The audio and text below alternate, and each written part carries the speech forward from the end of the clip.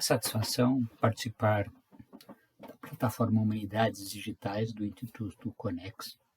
O Instituto Conex conecta sociedades e sempre desenvolve atividades muito interessantes.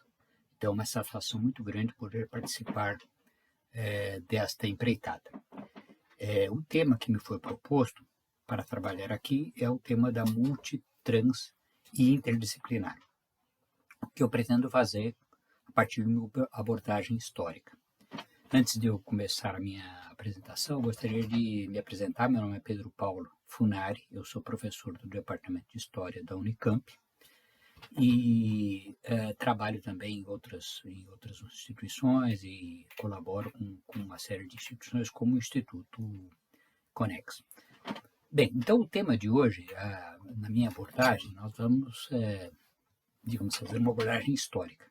Então, a ideia é, até chegarmos ao tema da atualidade, relevância da discussão da disciplinaridade, interdisciplinaridade, transdisciplinaridade e multidisciplinaridade, nós temos que, para chegar a isso, que será o final, digamos assim, da palestra, conclusão, segunda parte da palestra, na primeira parte eu vou fazer uma introdução, digamos, histórica, para que se possa entender como eu vou articular os termos, né? Quer dizer, em que termos podemos observar as discussões de hoje e os desafios do momento atual, no século XXI, a respeito disso. Nós contamos, nesse momento, com duas tendências, quer dizer, cada vez maior multiplicação de disciplinas e, por outro lado, diversas tentativas de interação. Mas, para chegar a isso, nós vamos fazer, então, um recuo. Vamos começar com os inícios, digamos assim, do conceito de disciplina no sentido acadêmico, disciplina acadêmica. Então, para isso, nós temos, em primeiro lugar, recuar ao século XVIII. Quer dizer, ao século XVIII, séculos do Iluminismo, da Revolução Francesa, da Revolução Industrial, do racionalismo, do experimentalismo, e da criação da universidade moderna, é o momento em que há uma ruptura com o que veio antes. Então, o que vinha antes, que é o que nós vamos começar. Então, vinha antes o conhecimento, digamos assim, superior, conhecimento especializado, conhecimento aprofundado, ele existe já desde, no mínimo, a antiguidade ocidental, aqui na nossa tradição, que é ocidental, né? Então, na Grécia, em primeiro lugar, em Roma, em seguida, no mundo antigo, de língua grega e de língua latina, há conhecimento que passou a ser considerado com o nome de ciência em latim, né? Scientia, se deu ciência em português, que é o conhecimento. Ele compreendia tudo, quer dizer, o conhecimento da vida vegetal, da vida animal, da vida humana, da terra, o cosmos, as sociedades, os povos, culturas, os números e cálculos, a construção, a arquitetura, tudo de uma maneira relativamente integrada, na medida em que se considerava que havia um contínuo. Mesmo, digamos assim, o conhecimento dos astros, quer dizer, a astronomia ou astrologia, o conhecimento dos deuses, tudo isso fazia parte de um campo contínuo. Então, nós podemos exemplificar isso bem com o caso da filosofia, em geral, filosofia que ela pode tratar de praticamente tudo, mas vamos pegar um caso concreto, que é o de Aristóteles, que é um filósofo do século IV, 385 a 322 a.C., que atuou em Atenas, foi até professor do Alexandre o Grande. E o Aristóteles, então, nos deixou uma vasta obra que está conosco até hoje pelo fato de que ela foi depois copiada, seja em latim, seja em árabe, e chegou até nós, então, uma quantidade grande. Não todas as obras do Aristóteles, mas ele nos deixou muitas que foram copiadas e chegaram até nós. Então, o caso do Aristóteles é muito sintomático, porque ele trata desde a vida animal, a vida das plantas, até passando por aspectos propriamente filosóficos, pelo que ele é mais conhecido, então, sobre a política, sobre a ética, mas ele trata também do mundo físico e tudo mais. Então, na verdade, alguns até dizem, ele era um filósofo, né, em termos gregos, ele fazia parte daqueles amigos do conhecimento. Isso é que significa filo, amigo, e sofia, conhecimento. São os amigos do conhecimento. Esse era o termo que era usado. Mas, modernamente, muitas vezes se chama o Aristóteles como filósofo, mas alguns falam, por exemplo, como o primeiro dos biólogos, por exemplo, pela atenção que ele dava à descrição de plantas, animais, das coisas vivas. Então, em suma, essa ciência, esse conhecimento do mundo na antiguidade, ele era relativamente contínuo e as pessoas que liam e que escreviam procuravam dar conta de tudo. Um outro exemplo que seria muito bom também mencionar aqui, já romano, no caso de Plínio o Velho, no século I depois de Cristo, ele publicou uma obra que chegou em grande parte até nós, que é a História Natural. História natural significa a investigação sobre aquilo que cresce, sobre a natureza. Mas quando ele fala em história natural, sobre esse título, ele é uma verdadeira enciclopédia. Modernamente, muitas vezes se chamou de enciclopédia, porque ele trata de geografia, costumes dos povos, costumes religiosos, de história. Então, das artes. Então, ele trata de tudo um pouquinho, de tal maneira que nós podemos dizer justamente que é um outro bom exemplo dessa amplidão e compreensão, amplidão e procurar tudo abarcar ao mesmo tempo. Bom, essa característica, ela não termina na Antiguidade, ao contrário, ela continua na Idade Média, embora haja uma mudança, quer dizer, continua-se a partir desses autores antigos que vieram nos séculos anteriores ao cristianismo, mas com uma novidade, digamos assim, importante, que foi o fato de colocar a teologia, ou o conhecimento de Deus, acima, organizando esse espaço coletivo de conhecimentos. Quer dizer, então, a teologia, ela servia tanto como na parte teórica, quer dizer, na parte epistemológica. Epistemologia significa o conhecimento da ciência, episteme, ciência, e logia, o conhecimento, né? O conhecimento da ciência. Então, a epistemologia era baseada na teologia porque se considerava que todos os fenômenos, seja biológicos, seja históricos, geográficos e tudo mais, em termos últimos, em termos finais, é explicado por Deus e pela organização do universo por Deus. Então, a teologia era muito importante, foi muito importante na Idade Média, inclusive, digamos assim, essa teologia alterou muito do conhecimento que se tinha anteriormente, porque, por exemplo, enquanto que na Antiguidade a ciência grega e romana constatavam por meios empíricos e cálculos com relação à posição do Sol, por exemplo, que a Terra era um planeta circular, redondo. Tá?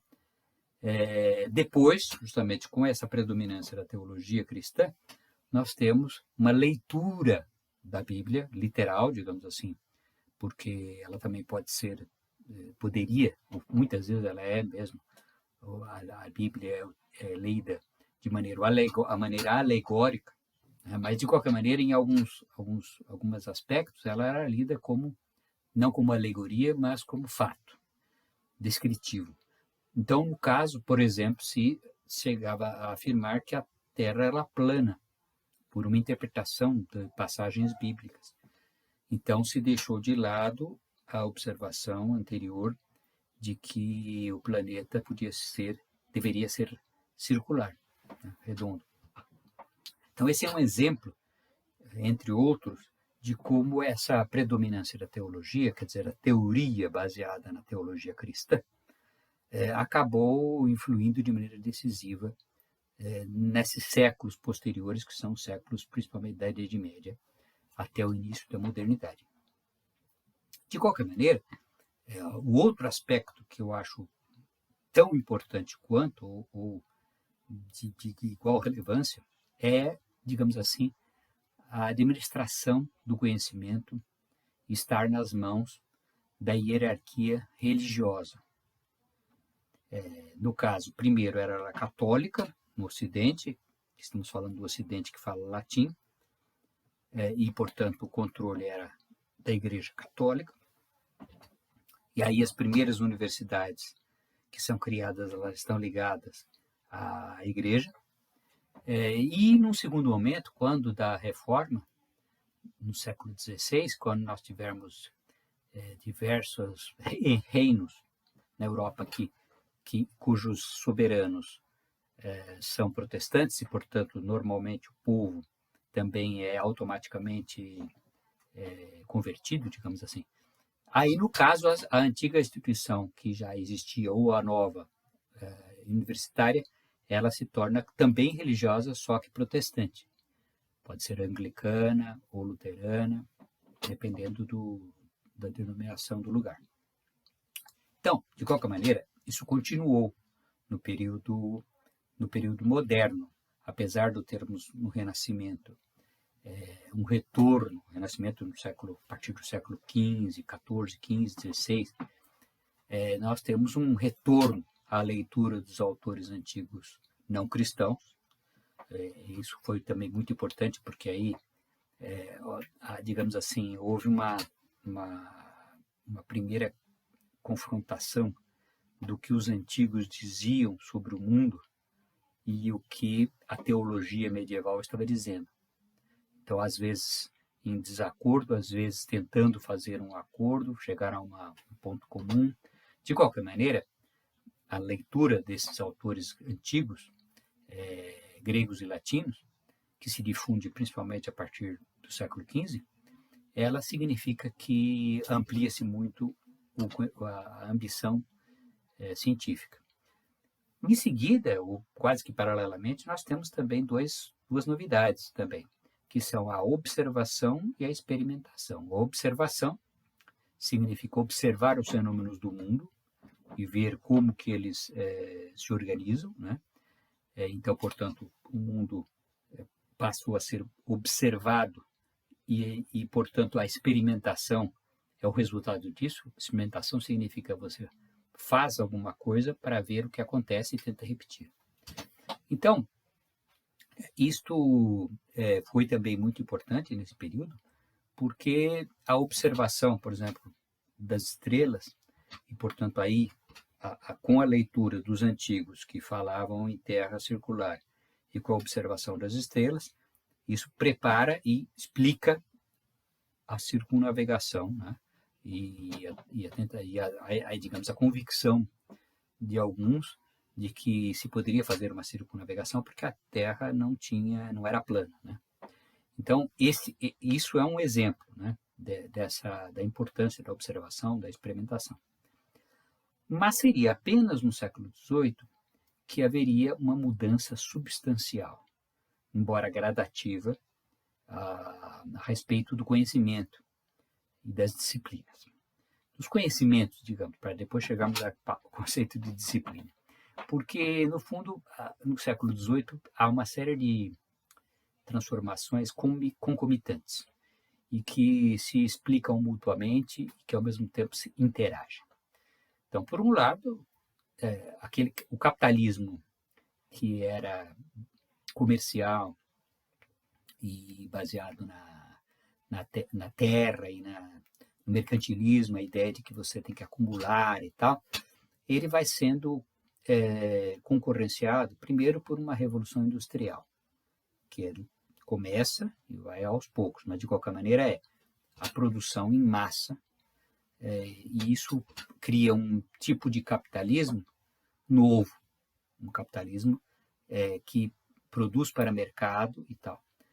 Então, esse é uma primeira mudança. E é uma mudança importante, porque o capitalismo aí, ele passa não só de, como anteriormente, aquele que no capitalismo mercantilista você tem a ideia de que quanto mais você exporta melhor, e depois você tem com a Revolução Industrial a ideia do aumento constante de produção.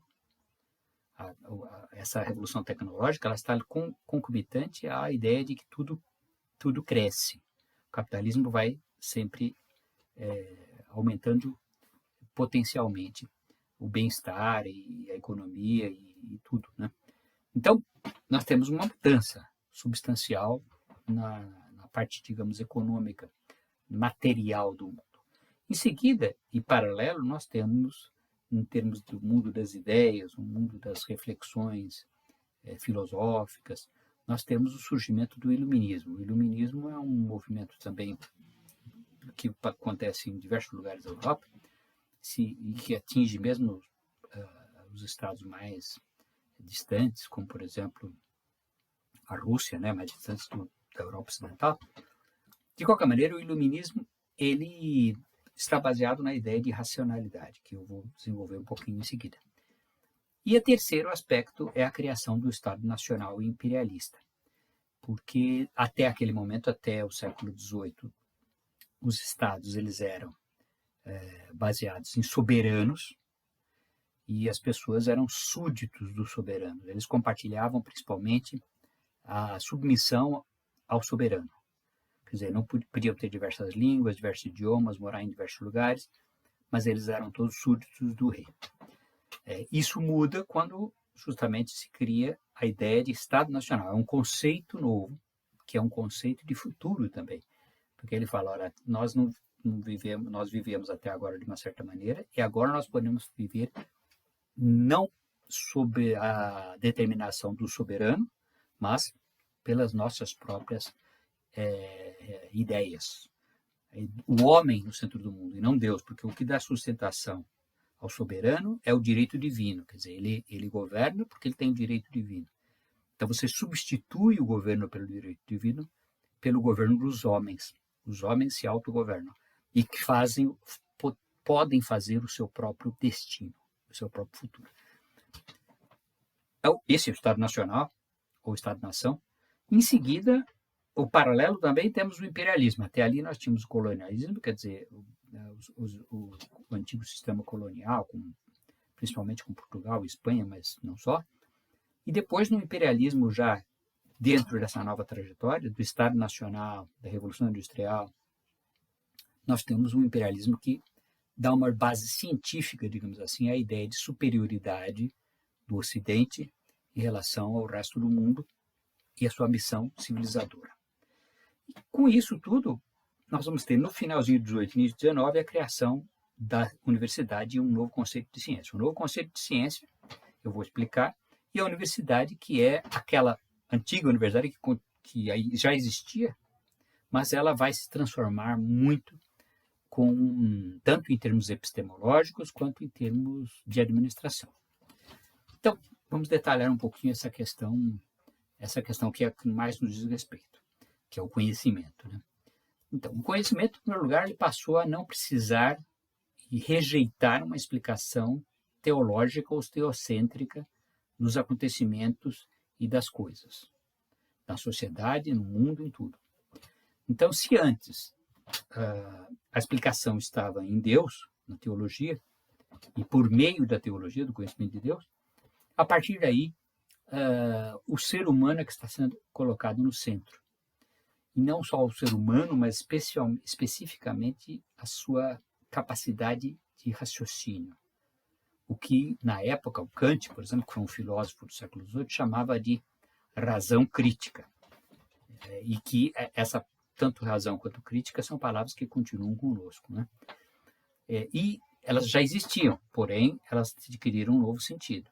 Esse é o ponto. Quer dizer, a razão era uma palavra de origem latina, que significa, que em latim é ratio, né? Vem do verbo reor, cujo significado original é valorizar, estimar, calcular. Então, quer dizer, que você valoriza, você estima alguma coisa e, portanto, você calcula. Então, essa ratio, ela era, desde o início, então, a ideia de valoração, estimação de valor, cálculo, e daí uma coisa um pouco mais abstrata, que é a capacidade de raciocínio, né? Razão. E depois, o outro conceito que foi reinterpretado é o conceito que já havia também, que é o conceito grego aí, no caso de crítica. Crítica vem do verbo grego krino, que significa separar. Então, separar significa que para você conhecer, o conhecer é separar. Então, a crítica significa separar as coisas para poder classificar. Classificação feita pela razão, pela estimação, pelo cálculo, pela razão, ratio. Então, esse é o fundamento, isso é que deu origem à ciência moderna, que é baseada em disciplinas acadêmicas. Então, com isso, nós chegamos às disciplinas, que é o tema, digamos, central aqui da nossa reflexão. Então, primeiro, assim, a palavra disciplina, como esses outros termos, tanto razão como crítica, são termos de antigos. Normalmente, o que acontece é que a ciência, ela tanto cria novos termos, quanto principalmente, isso é um neologismo, né? Ela cria novos termos, mas principalmente ela ressignifica, ela dá novos sentidos a palavras que já existem e que passam a ter sentido que não tinham antes. Então, no caso da palavra disciplina, que é uma palavra latina, em latim se pronuncia disciplina, e da onde deu disciplina em português, ele vem do verbo aprender, disco, da onde deu discípulo.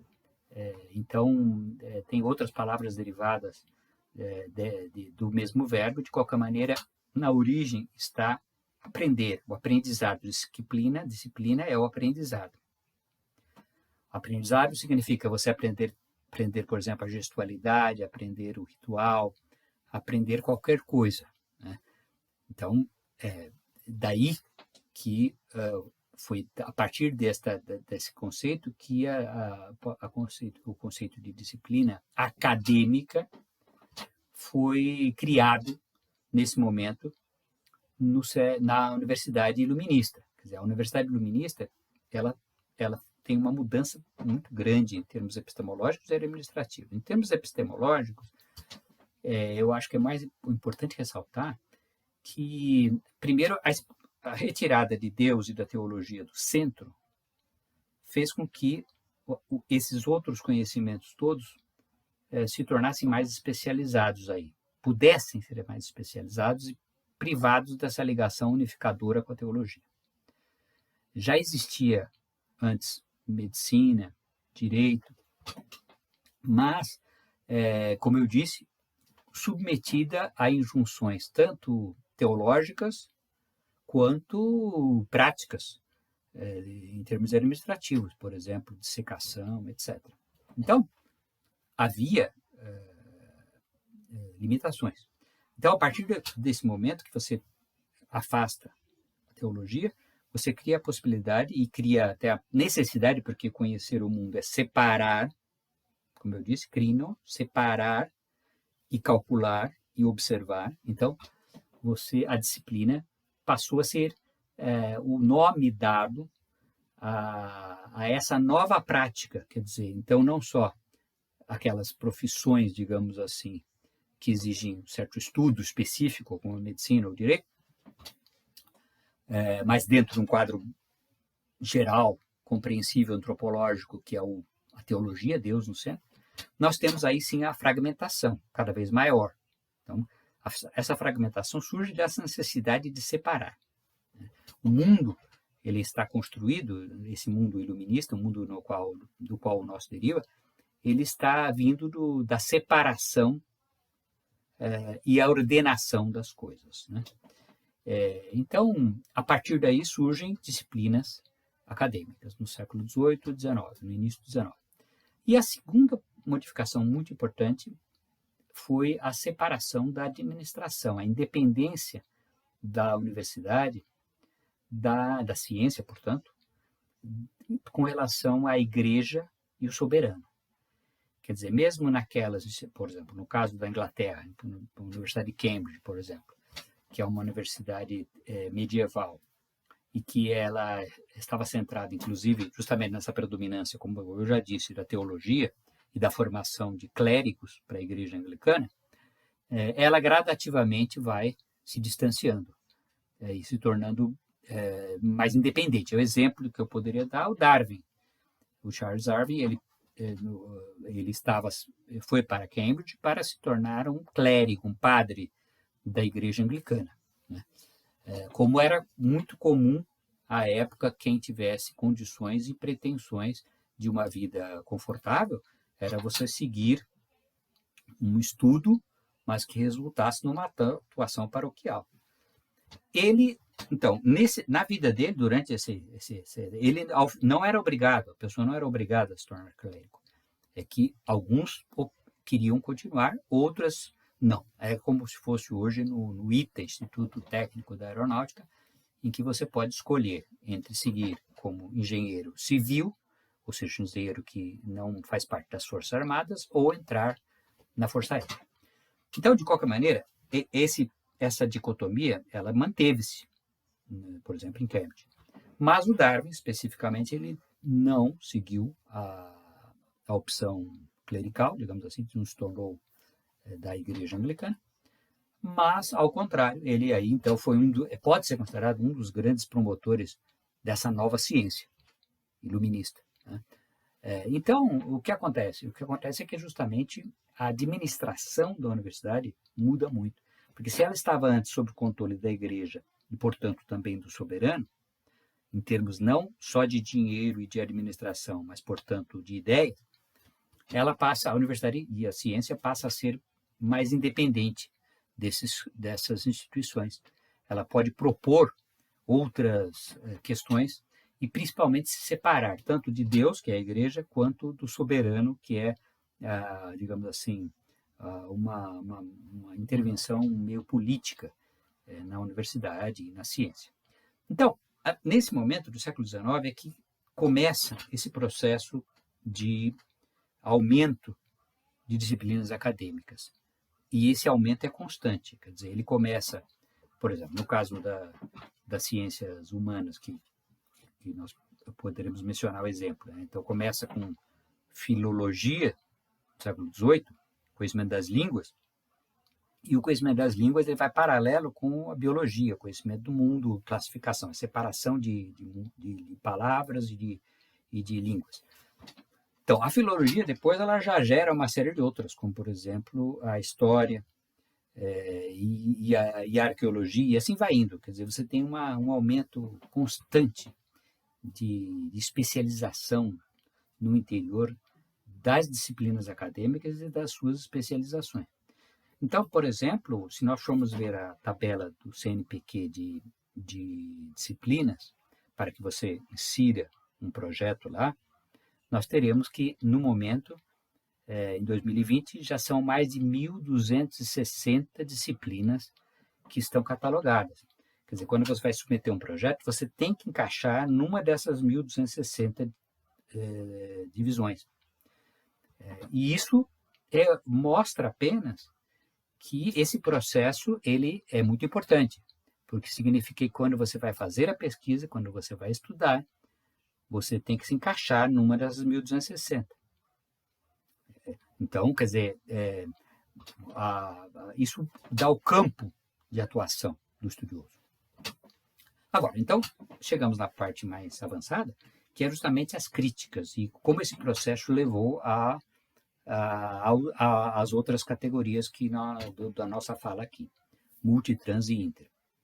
Bom, então, se esse processo foi assim, e é quase que inevitável que a complexidade, a profundidade de cada campo exige cada vez conhecimento mais especializado. Então, isso é uma coisa que, se for um conhecimento técnico, um conhecimento tecnológico, um conhecimento médico, cada vez mais você tem que ser especializado numa área. Então, esse é um aspecto que é por isso que chegamos a 1.260 disciplinas na tabela do CNPq. Mas, por outro lado, para que você possa compreender uma floresta, fazendo essa metáfora, para que se possa compreender uma floresta é necessário, aliás, para que se possa conhecer, a floresta você conhece cada árvore, mas a cada árvore não consegue que você compreenda o todo. Então, a ideia é justamente que a intersecção das disciplinas é necessária para a resolução de problemas ambientais, sociais, políticos, tecnológicos, científicos.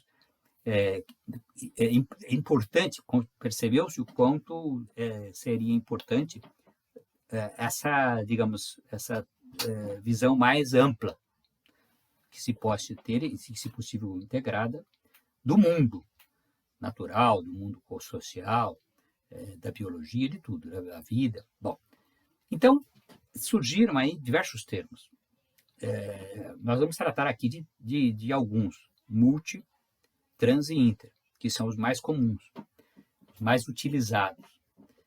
Não há, como qualquer coisa na filosofia ou na ciência, não há definições fechadas, né? De qualquer maneira, um método muito bom para se analisar é o método de ir atrás do sentido das palavras, como eu fiz aqui no caso dos outros termos que já analisamos. Então, aí nós temos multi, trans e inter. São 3 expressões em latim e que foram utilizadas, são utilizadas justamente para dar conta de aspectos diferentes, né? Multi deu a palavra muitos em português, muitos, e, portanto, significa diversas disciplinas. Então, é a associação de diversas disciplinas para tratar de questões concretas. Então, se você tem a Serra do Mar, você pode ter um projeto multidisciplinar com muitas disciplinas da biologia, história, antropologia, arqueologia, estudando a mesma Serra do Mar. Isso é um projeto multidisciplinar, envolve diversas disciplinas, cada uma com com seus métodos, com os seus termos, que os termos técnicos se multiplicam. Então, são diferentes disciplinas que continuam mantendo suas características próprias, mas que estão voltadas para um mesmo objeto. Então, esse é o primeiro, multi. Em seguida, nós temos trans, já é uma coisa um pouco mais aprofundada, um pouco diferente, porque no trans, em latim, que existe em português também, transeunte, aquele que está indo daqui para ali, de lá para cá. Então, trans significa vai e vem, é uma coisa que vai e vem de um lado para outro. Significa cruzamento. Então, a transdisciplinaridade, ou transdisciplinar, significa o cruzar de disciplinas. Então, cruzar disciplinas é uma tarefa, digamos assim, mais complexa, porque significa que você tem que misturar métodos diferentes, você tem que utilizar os termos técnicos variam de uma disciplina para outra. Então, quando você cruza disciplinas, abordagens são diferentes, né? Então, quando você cruza disciplinas, você não só faz com que as pessoas, cada um no seu lado, cada estudioso do seu lado, a partir da sua disciplinaridade, como no multi, ele examine a Serra do Mar, mas ao contrário, você tem aí, por exemplo, a junção a proposição de que a própria disciplina biológica ou a própria disciplina histórica, ela, digamos assim, entre em relação e mude para estudar a Serra do Mar. E, por fim, a interdisciplinaridade.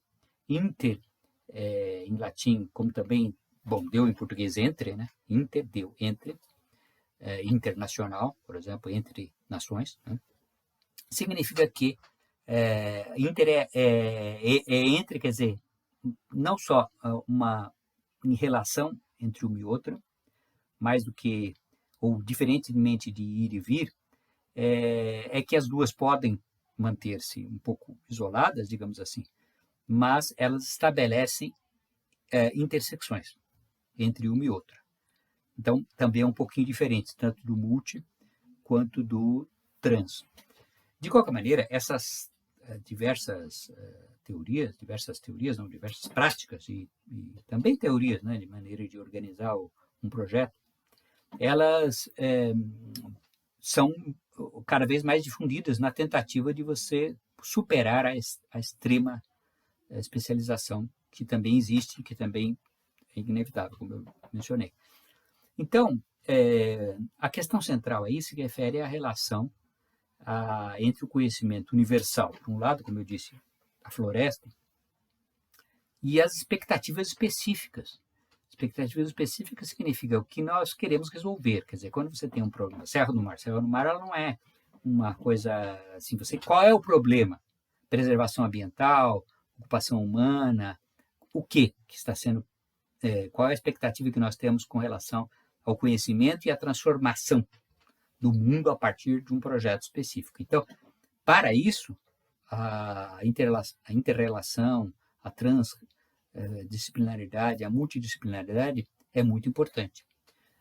E por último também,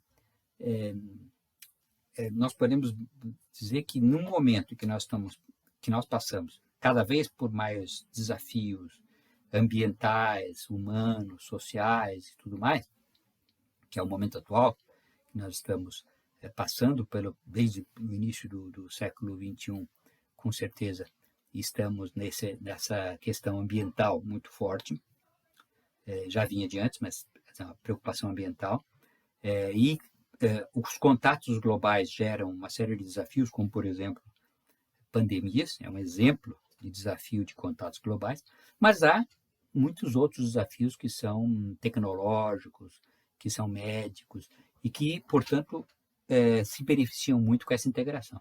Então, para concluir, eu diria que justamente tendo surgido o conhecimento do mundo como uma observação contínua na antiguidade, ela se transforma com o tempo e principalmente nos últimos 2 séculos, quando nós temos o desenvolvimento dessa crescente disciplinarização, divisão do conhecimento, foi se sentindo cada vez mais a necessidade de cruzar, de interrelacionar e de multiplicar esforços.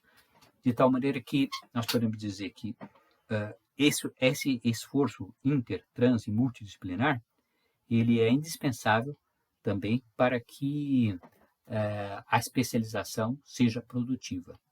Então, as duas se complementam, digamos assim.